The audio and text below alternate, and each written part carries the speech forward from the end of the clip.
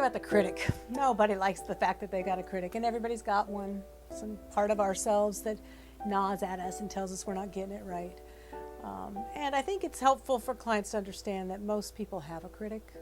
Some critics are really, really unruly, really harsh, really mean, bullies, horrible.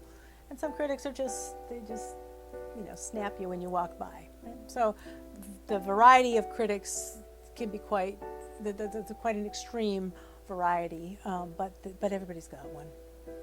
So what do we do with a critic? What do we do when we see that I'm criticizing myself? What do I do when I notice that I've got the critic going on? I made a little critic catcher to help catch the critic and then retrain the critic. We can't get rid of the critic. It's there to try and help us, but it's doing it in a critical way, and we can train it to do it in a less harsh way by doing this. So the critic catcher just allows you to write the sentence. What is the critic saying? You look ugly in that outfit. Okay, that's what it's saying. And then there's a little space for, is this familiar? Is this something I've heard before? And who else has talked to me in this way? So I can do a little reflecting of sort of where the critic learned its manners from.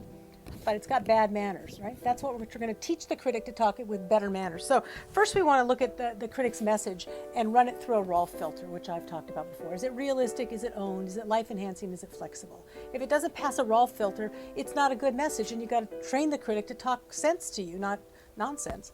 And then you want to look at the needs again. What's the underlying need? The critic is saying you look lousy in that outfit because it wants you to perform well. It wants you to be respected by others. It wants you to feel comfortable in your clothes or whatever. It's got a message. It's got a purpose underneath its snarky little message.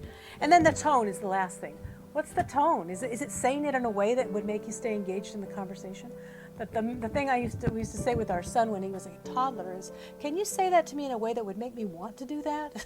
So really helping our kid learn how to say something, not just what to say, but how to say it, so that I stay engaged in trying to solve the problem. So we take the message of the critic, we look at whether it's realistic and a healthy message. We look at what the underlying needs of that critic are, and we look at the tone. And then we work at rewriting it. We practice, how can I say, I'm really concerned that if you wear that today, you're not going to feel comfortable at the meeting.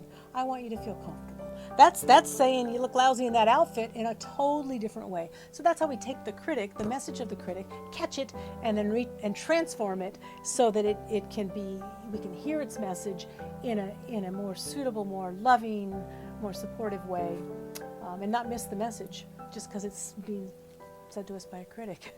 It takes a while of practicing catching the critic and reforming it, retraining it, and you have to do that over and over again before the critic realizes, oh, I can't say it that way because she's gonna take out that handout again and make me do it differently. So the critic has to realize that the client is on duty and watching.